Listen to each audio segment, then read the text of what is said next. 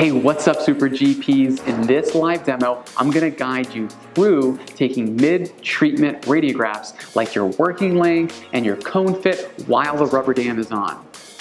I remember being a first-year endo resident and literally sweating when taking these because I didn't want to put the patient through multiple retakes.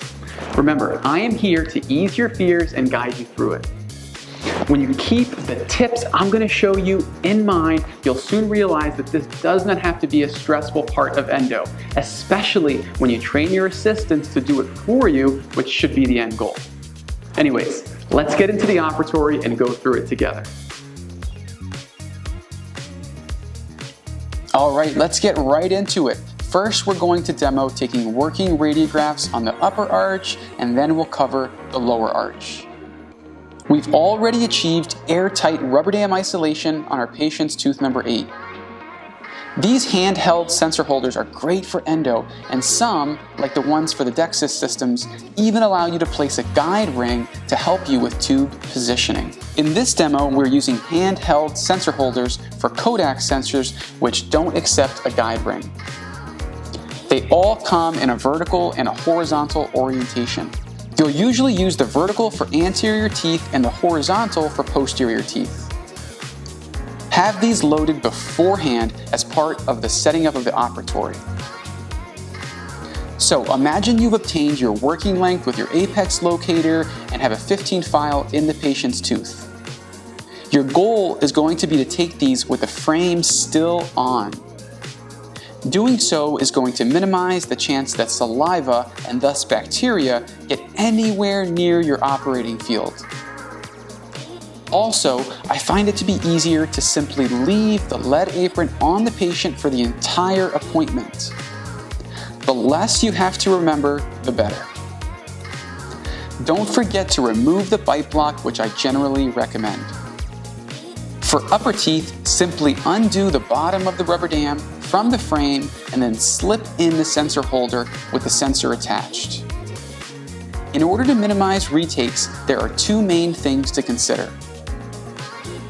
First, you want a relatively zoomed out radiograph in order to make sure you get the apex in the shot along with all the information you're looking for, like root curvatures, possible merging canals, nearby vital structures, etc. In order to do this, placement of the sensor is critical.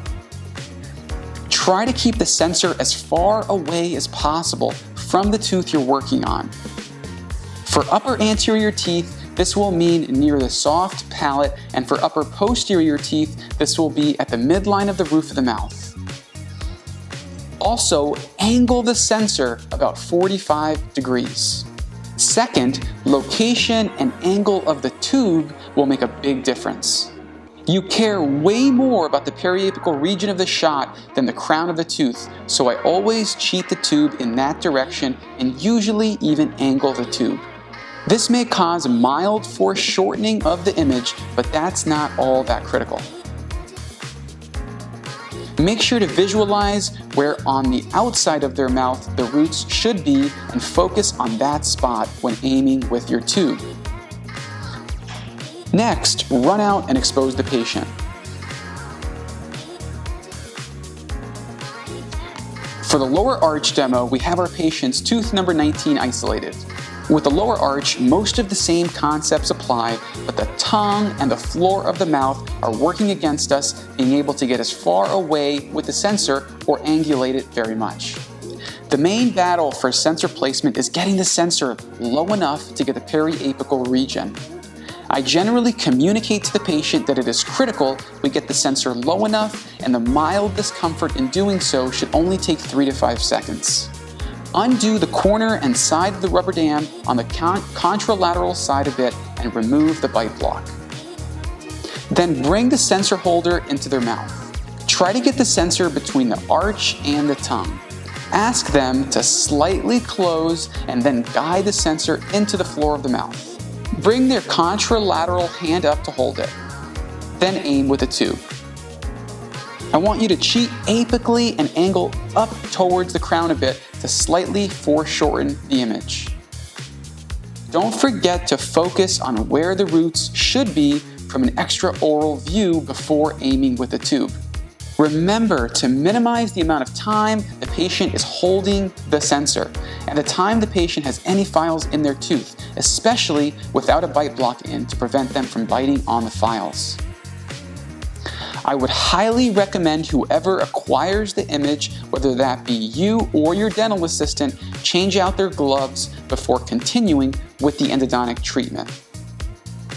Manipulation of the rubber dam and any contact with saliva, in theory, could lead to cross-contamination and introduce bacteria into the working field. That's all there is to it, my friends. I hope you found a ton of value in this live demo. Remember, the goal is to train your assistants to take these, but you'll need to show them how it's done. Eventually, they're going to be better at it than you, trust me. Plus, it gives you, the operator, the chance to step out and reset. In the event that a retake has to be done, I generally get my hands in there to bail out my assistant, and I recommend you do the same. Patients are generally more accepting of retakes by the doctor as opposed to the assistant. Thanks for watching, and I'll see you in the next lesson.